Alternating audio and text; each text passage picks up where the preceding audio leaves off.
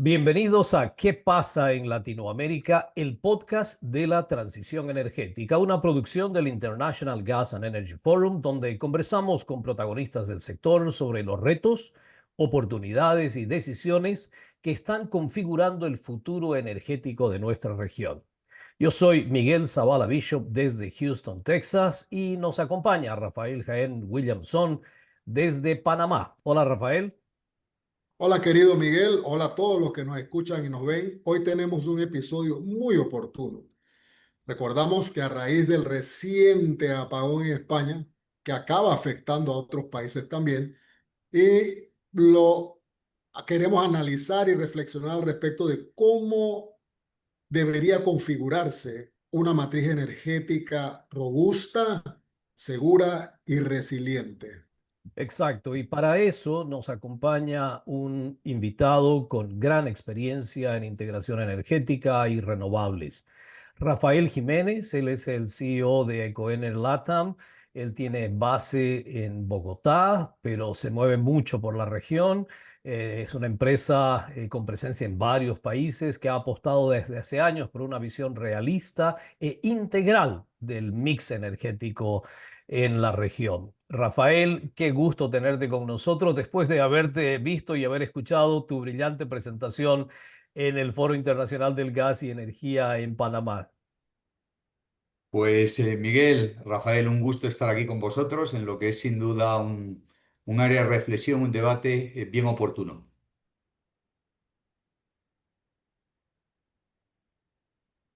Muy bien. Amigo Rafael Tocayo, empecemos por el apagón en España, que es lo que nos concierne. Desde tu perspectiva, ¿cuáles crees que fueron las causas estructurales detrás de este evento? Y si ya tienen resultados concluyentes de la investigación que seguro se hizo, se está haciendo, y de la propia red eléctrica, que es el operador del sistema, o en su defecto, tu propio análisis desde la vasta experiencia que tienes. ¿Qué nos dice el apagón sobre la actual configuración del sistema eléctrico en España en particular, pero en Europa en general? Pues mira, Rafael, son dos preguntas de enorme calado en lo que es un análisis todavía vivo. Yo creo que llevará todavía bastantes días. Ha pasado ya prácticamente un mes. Estamos a 27. Mañana hará un mes del Ujú. evento y sigue el análisis abierto tanto de causa raíz como de posibles deficiencias o fallos en el sistema. ¿Qué es lo que se sabe? Se sabe que hubo un primer evento, un primer incidente 19 segundos antes de los 5 fatídicos, en donde ya ahí el sistema experimentó una oscilación de frecuencia, pero fue capaz de absorberlo sin mayor problema. Sin embargo, a las 12:33 y 16 segundos del 28 de abril, se produjo una caída extraordinaria de la frecuencia por debajo de 48,85 hercios en el suroeste del país. Y esa, ante una variación tan severa, pues arrastró a una serie de centrales, sobre todo fotovoltaicas, que empezaron a desconectarse. El sistema no fue capaz de recuperar la frecuencia, con lo cual ésta se hundió más y procedió a desconectarse Francia, la interconexión con Francia. Luego le siguió Marruecos, con lo cual el tema se agravó y finalmente hubo una desconexión de aproximadamente 15 gigavatios de potencia, que venían a representar en ese momento como el 60% de la capacidad de generación operativa. Y bueno, pues se produjo un apagón a gran escala en toda la península, Andorra y el sur de Francia. Al Wow. día siguiente, el día 29, empezó un proceso de Black Start sin precedentes, primero confiando o apostándole a las centrales de bombeo, ¿verdad? Y siguieron los ciclos combinados, que fueron restituyendo el servicio, y aproximadamente 15 horas después del evento, Red Eléctrica de España comunicó que el 99,95% de la generación se había restituido. ¿Qué me parece importante en el análisis? Empecemos por entender de manera estructural cuáles son una serie de magnitudes y de conceptos eléctricos fundamentales para el buen funcionamiento de un sistema eléctrico. Empezando por el margen de reserva. Un sistema eléctrico estará sistemáticamente comprometido si la capacidad de generación instalada no es suficientemente mayor que la potencia máxima que puede demandar el sistema. A esto le acompaña la capacidad de reserva que debe existir en cada momento operativo, segundo a segundo, para atender cualquier emergencia o falla que el sistema pueda llegar a tener. Esos son los primeros indicadores que son críticos en la planificación eléctrica, como bien sabéis, y que de alguna manera marcan cuál es el grado de robustez de un sistema eléctrico. También es importante en la robustez de un sistema eléctrico, no hay que perderlo de vista, la topología de red y la distribución tanto espacial como eléctrica, digamos, por niveles de tensión de los principales centros de generación y cargas de consumo en un país. A esto le sigue como criterio fundamental la frecuencia, de la que ya hemos hablado y que es absolutamente crítica, porque al final la frecuencia es el ritmo, es el ritmo del corazón interno, ¿no?, eléctrico del país. La frecuencia, si se desvía, los sistemas eléctricos los equipos eléctricos empiezan a desconectar, y esto es lo que ha pasado en este episodio, y por eso buena parte de las reglas de cualquier sistema eléctrico van orientadas a que esto no se produzca. Son los famosos servicios complementarios, ¿verdad? Como son el control de frecuencia, la regulación de tensión, entre otros. Pero tampoco hay que perder de vista la sincronía y la inercia. La sincronía es fundamental porque significa que todas las fuentes de generación tienen que generar, tienen que producir al mismo ritmo y fase entre sí. Es decir, no vale con que todas estén a 50 hercios, sino que tienen que estar perfectamente coordinadas. Digamos que la sinfonía tiene que ser perfecta. Y por último, la inercia. La inercia juega un papel fundamental porque es la que mantiene la frecuencia estable ante los pequeños sobresaltos, los picos de tensión. ¿Qué equipos, tecnologías en un sistema eléctrico dan estos servicios? Pues fundamentalmente las distintas opciones de hidráulica, los ciclos combinados, los motores y las turbinas de gas.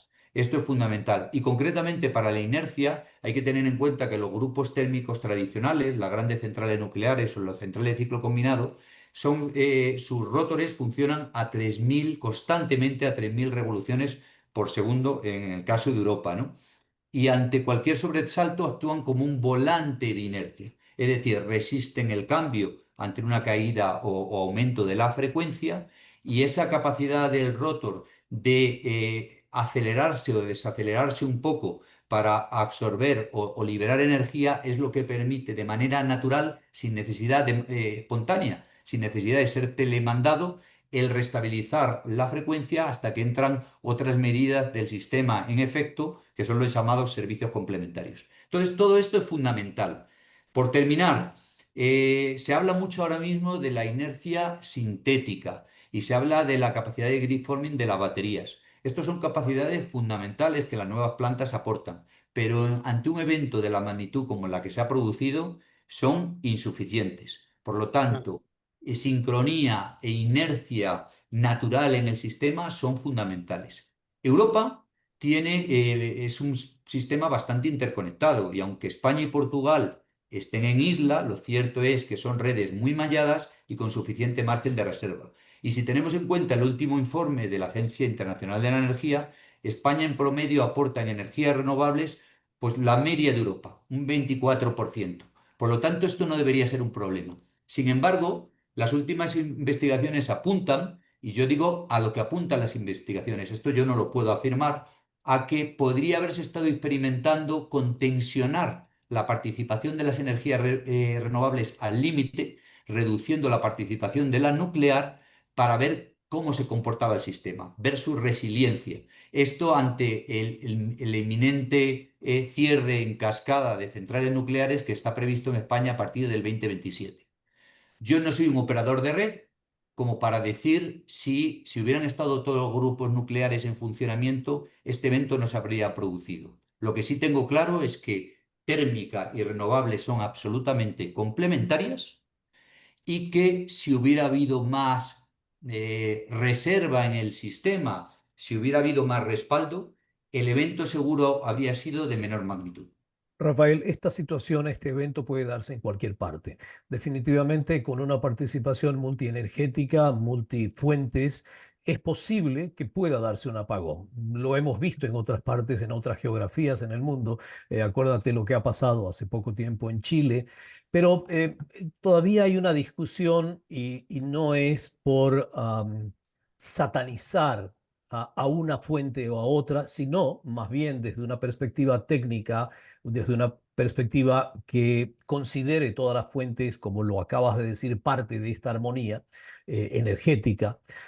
¿Cómo está funcionando la participación real de las renovables? A veces se considera un fin en sí mismo el que haya mayor participación de eólica, mayor participación de fotovoltaica, pero al parecer hay hoy día, ha surgido una discusión alrededor de eso.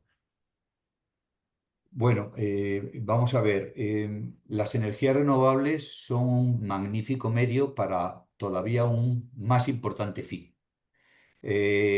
Fijaros que se habla mucho y nos centramos, casi se han olvidado otras cuestiones de el tema del cambio climático y las emisiones de gases de efecto invernadero. Pero a mí me preocupan, si cabe más, y quiero empezar por ahí diciendo las emisiones contaminantes, es decir, el monóxido de carbono, el NOx, el SO2, los compuestos orgánicos volátiles, los metales pesados. Porque esas son las emisiones que nos matan, que crean unos costes para la salud pública terribles y que dañan a nuestros ecosistemas. Permitidme un pequeño paréntesis para decir, viviendo en esta parte del mundo desde hace unos cuantos años, desde hace unos cuantos años, que me preocupa enormemente el tema de la congestión de tráfico y el crecimiento desorbitado del parque automovilístico aquí. Sobre todo porque los estándares de combustión interna de motores son más bajos que en Europa y no hay ningún tipo de medidas para frenar mucho vehículo que está circulando que no debería pasar ni una inspección técnica. Pero bueno, la picaresca existe y sin embargo este tema se podría resolver. Este es un tema fundamental porque hay que pensar en sistemas energéticos más limpios, pero no solamente en el efecto invernadero desde ya. Pero volviendo al tema de las energías renovables, en mi opinión es que Europa está todavía en la infancia en lo que se refiere a penetración de energía eólica y solar fotovoltaica. Los sistemas, mayoritariamente los sistemas latinoamericanos, tienen una presencia muy importante de energía renovable, sí, pero es gracias al desarrollo antaño de la hidráulica. Eólica y solar no están bien desarrolladas. Y creo que les queda mucho recorrido hasta que, entre comillas, pudieran llegar a representar un problema en determinada franja del día. Por lo tanto, yo sí que creo que hay que apostarle a las energías renovables. Sin embargo, si me decís en Latinoamérica, donde fenómenos como el cambio climático, como el fenómeno del niño o como la variabilidad meteorológica, tanto estacional como diaria, tan presente a lo largo y ancho de toda la región andina, ¿debemos apostarle solo a la hidráulica y a la solar? Yo diré no. El mix de tecnologías es fundamental, sin ninguna duda, pero hay recorrido. Ahora me preguntáis, en la que ahora mismo es más pujante, la solar, la que más estamos haciendo todos, ¿qué se puede hacer o por qué modelo apostarías tú para desarrollarla con sentido? Pues mira, voy a hablar de cuatro alternativas que me parecen las idóneas. Por un lado, la generación distribuida para grandes centros de consumo. Me estoy refiriendo a industriales y a consumidores con o sin almacenamiento, dependiendo de su curva de demanda y de las condiciones de tarifa, de precio que tenga. Segundo, la utility scale, que yo llamo de tamaño medio grande, desde los 5 o 10 megavatios hasta los 150, 200 máximo. Ese tipo de generación que busca machear bien, digamos, las capacidades de recurso, tanto terrenos como buen recurso solar, con los huecos de la red, para mí también tiene mucho sentido. Un tercer segmento por el que apuesto es la integración arquitectónica en el área residencial. Y el cuarto, y muy importante en buena parte de los países de Latinoamérica, es para mí las comunidades energéticas. Ir a soluciones de microgrid del tamaño de entre 1 y 5 megavatios para llevar el suministro eléctrico a ese 10-20% de la población que todavía a día de hoy, y parece increíble, está privada del mismo. Eso es por lo que hay que apostar. Pero no apuesto por todos los modelos. Os voy a comentar, por ejemplo, dos de los cuales yo tengo mis reticencias, porque considero o los veo más como puro negocio y creo que terminarán dando más problemas al sistema que atraer resultados positivos. Uno es las megaplantas. Cuando empezamos a hablar de solar de 300, 500, 700 megavatios, ¿quién da más? Me parece una locura. Otro modelo que simplemente se aprovecha de huecos normativos es las multimicroplantas, es decir, hacer muchas plantas juntas de 1 megavatio, otro, por separado. No es un modelo técnico-económicamente racional, simplemente una buena oportunidad de negocio. Así que hay opciones por las que no apuesto. Hidráulica creo que hay que hacer más y apuesto por dos segmentos a los que habría que seguir impulsando, ¿no? Por un lado, las filos de agua en aquellos sitios que se pueden hacer con bajo impacto ambiental, serían, digamos, la modalidad de generación distribuible llevada al caso de la hidráulica. Y por otro lado, en el otro extremo, hay que apostarle mucho al almacenamiento. Por lo tanto, hay que revisar y ver si hay oportunidad todavía de concebir y desarrollar hiperanuales o centrales de bombeo puro o mixto. Y en la eólica yo creo que sobre todo hay que apostarle al min-merit orientadas a power to gas. Es decir, sobre todo en la offshore hay una gran oportunidad de producir hidrógeno verde que puede ser almacenado y ser consumido por grupos térmicos de generación, amén de otros usos. Por lo tanto, creo que es una buena opción. Y finalmente los biocombustibles sostenibles, que también se pueden almacenar. Porque finalmente, y con esto cierro, fijaros que la matriz energética al final necesita, para ser robustecida, de aprovechar todas y cada una de las soluciones de almacenamiento que pueda haber a lo largo de la cadena de valor. Es fundamental priorizar el rol, el encaje sistémico y los modelos de servicio y de negocio en las diferentes alternativas de almacenamiento a lo largo de la cadena de valor. Absolutamente de acuerdo contigo. Te escucho hablar y reverbera en mi mente la expresión que yo uso con frecuencia de pragmatismo de negocio y rigor científico, que a veces nos alejamos. Y entonces te formulo una pregunta. Desde tu experiencia, desde donde tú ves el mundo, ¿cuáles son los riesgos de diseñar sistemas energéticos desde una visión ideológica o política o grandilocuente sin considerar la madurez tecnológica, la flexibilidad operativa que has hablado, ni la capacidad de respaldo que has expandido? ¿Cuáles son esos riesgos? Rafael, pues gran pregunta, magnífica pregunta. Dilo Posiblemente de 100 las primero, de... primero. Yo diría que los riesgos son muchos, los riesgos son muchos. Vamos a ver, lo primero que hay que entender es que los sistemas energéticos son tremendamente complejos, muy intensivos en capital, interrelacionados, porque el mundo de los sistemas energéticos son, como digo, muchos, y altamente dependientes de diferentes tecnologías y cadenas logísticas, desde el aguas arriba, en la extracción de la minería, hasta los usos finales. Entonces, es, quedaros con esta primera idea. Sistemas muy complejos e interrelacionados. Segundo, transitar de un determinado modelo energético a otro es una tarea ardua, es una tarea multidisciplinar, es una tarea que lleva décadas y que involucra necesariamente la armonización del ámbito público y del ámbito privado, que nos compete a todos, a científicos, tecnólogos, políticos, reguladores, productores, financiadores, distribuidores, comercializadores, usuarios, a todo el ámbito, con lo cual es bien complejo orquestar todo eso. Por otro lado, tanto la madurez como la robustez tecnológica, las curvas de aprendizaje, los procesos digamos, de adopción y sustitución tecnológica, la seguridad y viabilidad de las cadenas logísticas y la flexibilidad y eficiencia operativa son elementos cruciales. Por lo tanto, en mi opinión, y como decimos en España, los experimentos con gaseosa.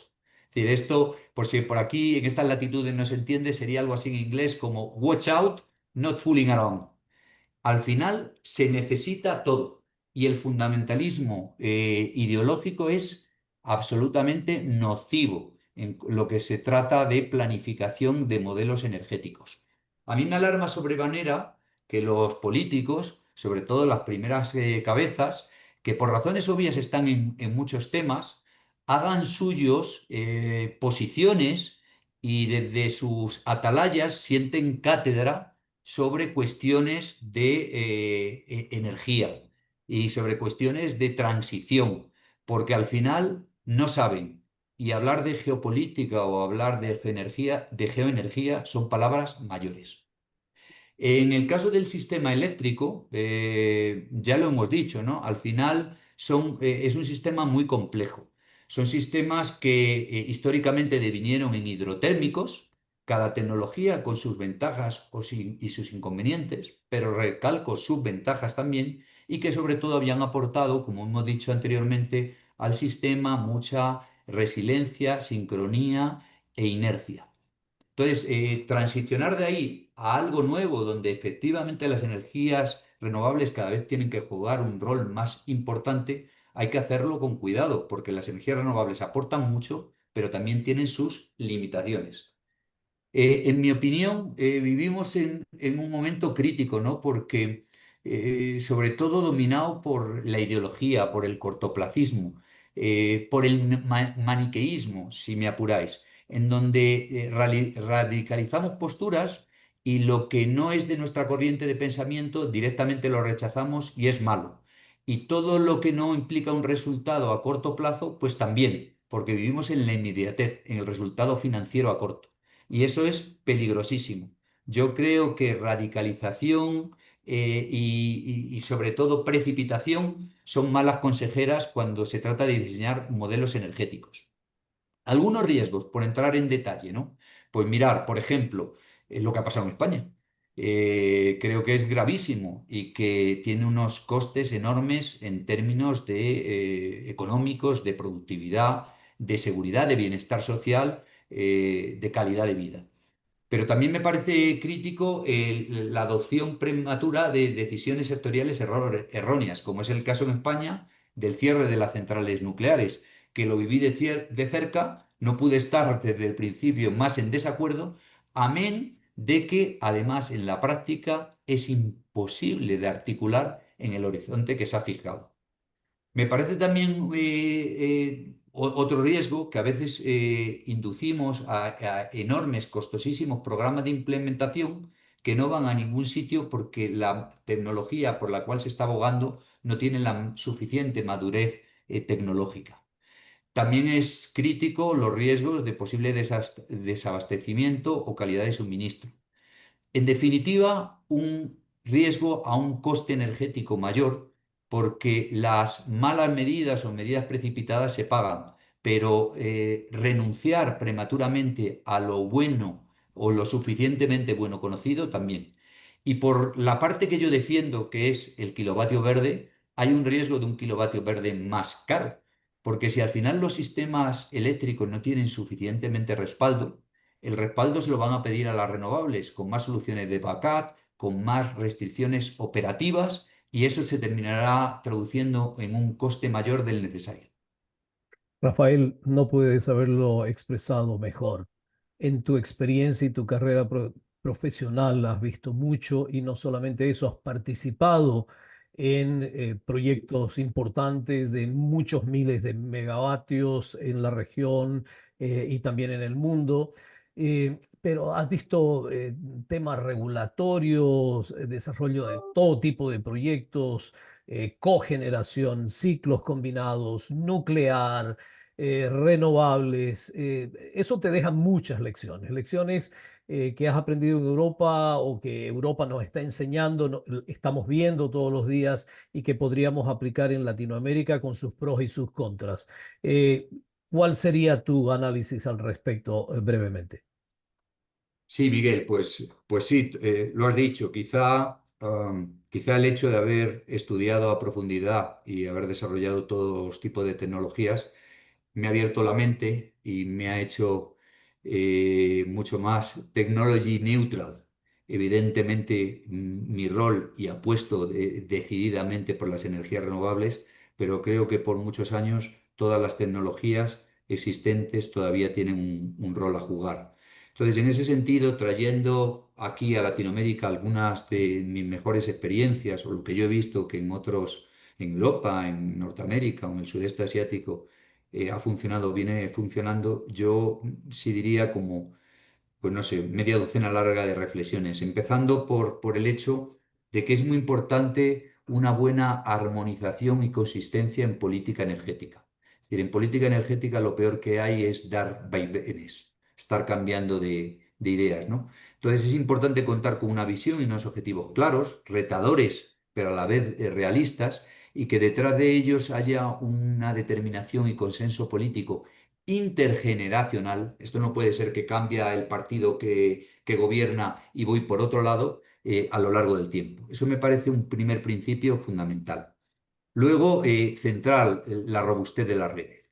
O sea, no, es imposible acompasar un alto nivel de penetración de energías renovables intermitentes con redes que no sean lo suficientemente robustas, flexibles, malladas e interconectadas. Así que la red es crucial. Y acompañado a esto, y lo he dicho antes, todas las medidas que se puedan tomar para mejorar el almacenamiento y la gestión de la demanda. Una tercera batería de ideas que me parece interesante es cuestiones que he visto que han funcionado bien en Europa, como es el feed-in tariffs en su momento, en una fase inicial digamos, de entrada de nuevas tecnologías, el Green Deal, procesos de subasta, la simplificación en el permitting y en los procesos de acceso a la red y el net metering. Todo esto han sido soluciones que, en mi opinión, han mejorado el impulso a las energías renovables y lo que tiene que ir de la mano a la eficiencia energética. Quizá una idea adicional, también muy importante, es que programas certeros de incentivos fiscales siempre dan buen rédito. Es decir, pero tienen que ser programas bien concebidos.